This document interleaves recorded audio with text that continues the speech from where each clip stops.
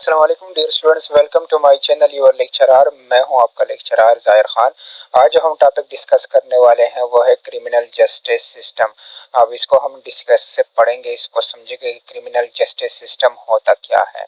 लेकिन इसको डिस्कस करने से पहले इस वीडियो के लाइक बटन को एक मुक्का मार दो और साथ में सब्सक्राइब जो है इसको भी एक मुक्का मार दो, ताकि मेरे चैनल्स के और वीडियोस के नोटिफिकेशंस आपको मिलते रहें। चलो टाइम को वेस्ट नहीं करते, आगे बढ़ते हैं अपने टॉपिक की तरफ।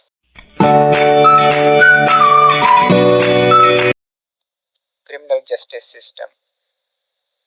Criminal justice system is the set of laws, institutions and processes that aim to protect the lives and property of citizens in order to maintain order and stability in society।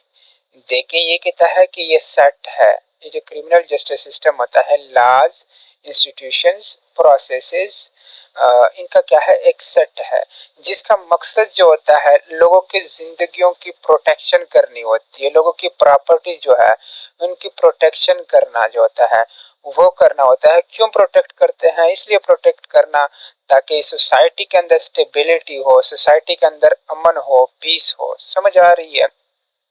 देखो ये कहता है कि laws, institutions और processes, इनको मिला के ये क्रिमिनल जस्टिस सिस्टम बनाता है। वो कौन से लॉज है, वो कौन से इंस्टीट्यूशंस है, वो कौन से प्रोसेसेस है जो हमारे पास क्रिमिनल जस्टिस सिस्टम को क्या करता है, फॉर्म करता है, बनाता है। लॉज कौन से होते हैं?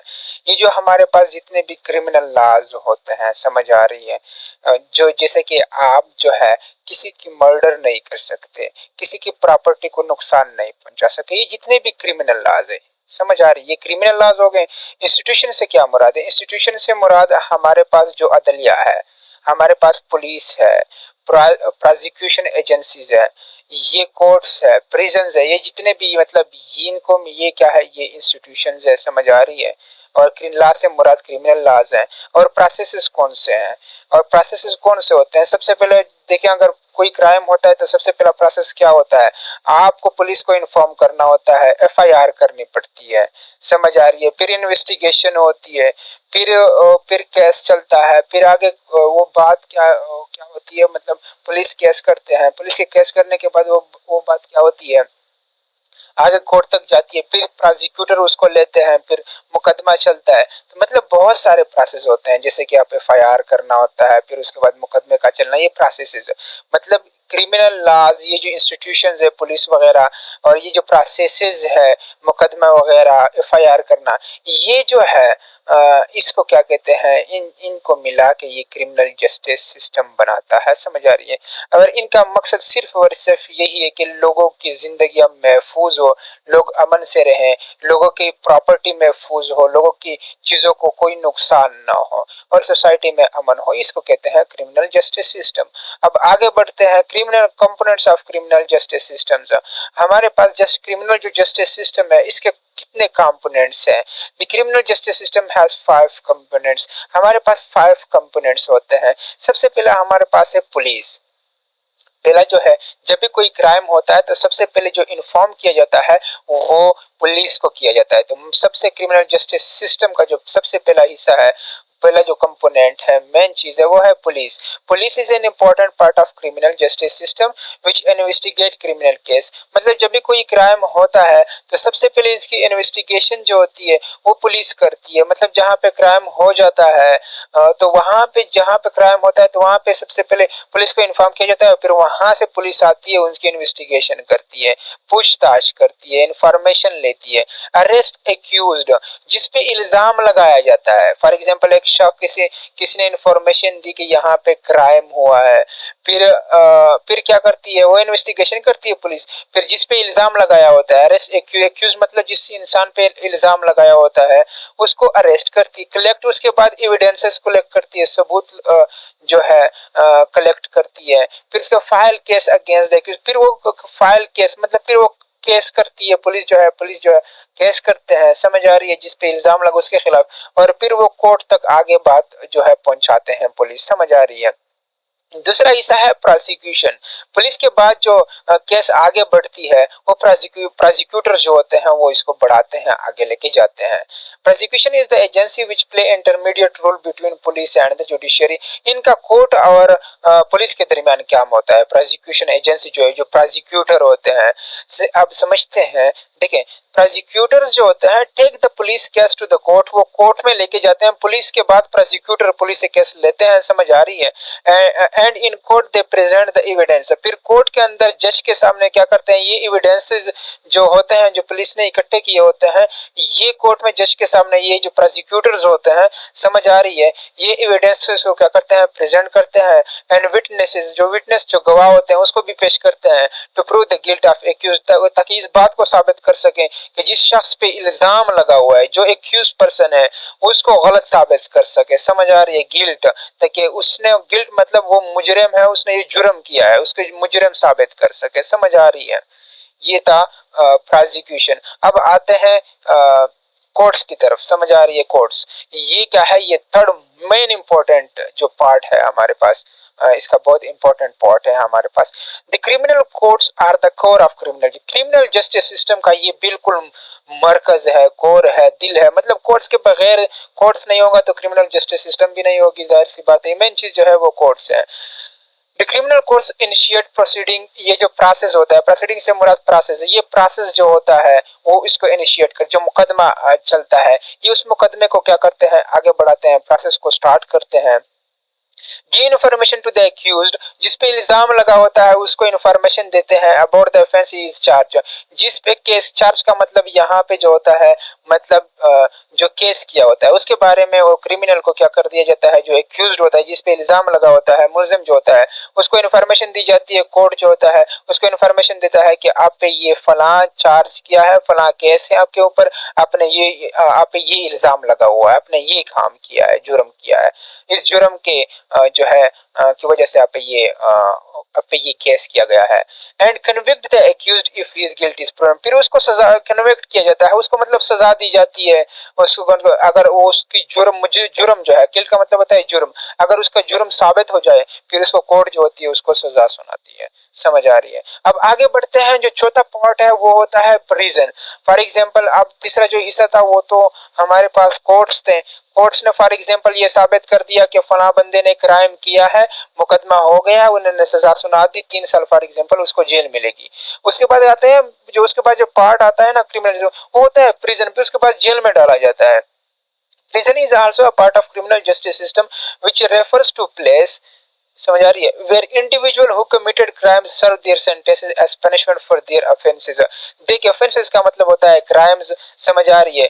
मतलब फिर मतलब प्रिजन क्या होता है? ये हमारे पास क्रिमिनल जस्टिस सिस्टम का एक हिस्सा है जहां पे उन इंडिविजुअल्स को रखा जाता है जिन्होंने क्राइम कमिट किया होता है। समझ आ रही? क्राइम कमिट किया, मुकदमा चला, उसने साबित कर दिया कोर्ट ने कि फलां बंदे ने हाँ क्राइम कमिट किया है, फिर उसके बाद प्रिजन में डाल दिया। प्रिजन क्या है? वो जगह जहां पे क्रिमिनल को रखा जाता है।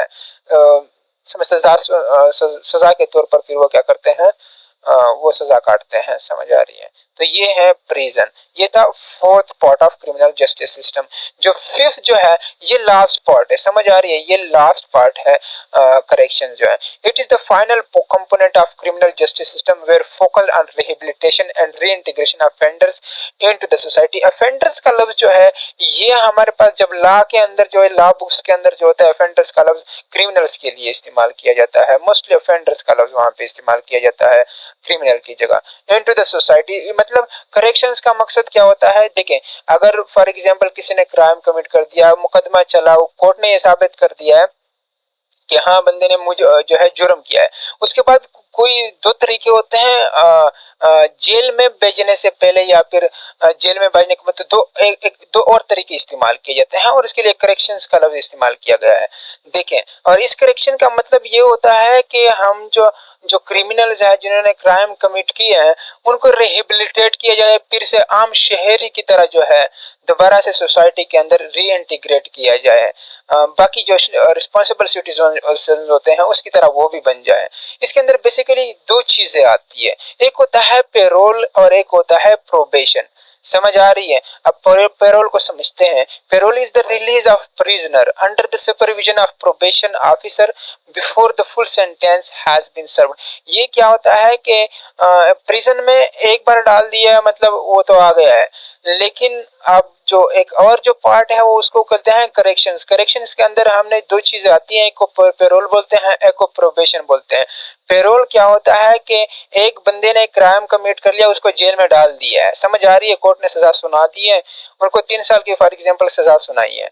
अब 3 साल की सजा सुनाई है, अब उसकी जो उसका जो बिहेवियर है जेल के अंदर वो बहुत ही अच्छा है, मतलब वो बहुत अच्छा भी है, उसका बिहेवियर जो है वो बहुत ही अच्छा है। फिर क्या करते हैं पुलिस जो होती है उसको क्या करती है, रिलीज करते हैं। समझ, प्रोबेशन जो ऑफिसर है उसके सुपरविजन के अंदर होता है, उसको रिलीज कर दिया जाता है, जेल से निकाल दिया जाता है, अपने कम्युनिटी अपने घर में भेज दिया जाता है पूरी सजा काटने से पहले। बिफोर द फुल सेंटेंस मतलब हैज बीन सर्व्ड, मतलब पूरी सजा काटने से पहले उसको रिलीज कर दिया जाता है।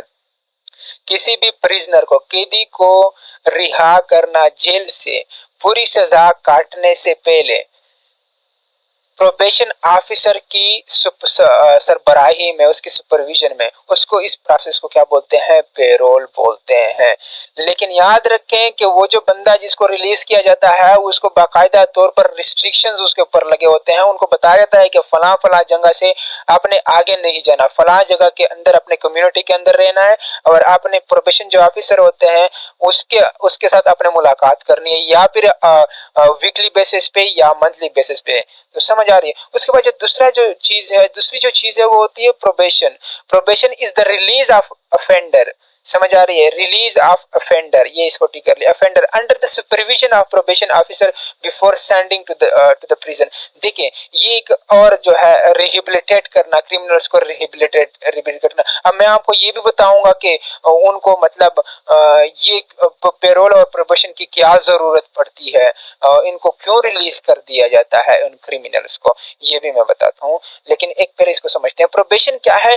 Release of offender under the supervision of probation officer before sending, मतलब जेल भेजने से पहले। मतलब एक बंदे ने क्राइम किया, फिर उसके ऊपर क्राइम भी साबित हो गया, लेकिन जेल में नहीं डाला, जेल में डालने से पहले इसको अपने घर भेज दिया, उसको छोड़ दिया, पुलिस ने उसको रिहा कर दिया है, उसको under the supervision of probation officer. लेकिन वो प्रोबेशन ऑफिसर की सरबराही में रहेगा कुछ वक्त के लिए। समझ आ रही है? उसके ऊपर भी कुछ उसको हिदायत दी जाती है कि मतलब फला कम्युनिटी के अंदर रहना है, और आपने जो प्रोबेशन ऑफिसर है उसके साथ मुलाकात भी करनी है, उससे फिर वो बातें शातें करता है कि मतलब उसका बिहेवियर कैसा है। ये होती है प्रोबेशन। देखें, अच्छा जेल भेजने से पहले उनको प्रोबेशन पे क्यों रिलीज कर दिया जाता है प्रिजनर को? ये उनको रिलीज किया जाता है जिन्होंने फर्स्ट टाइम कमिट किया होता है क्राइम, या फिर फीमेल होती है जिसका पिछले पास्ट में कोई क्राइम नहीं किया होता।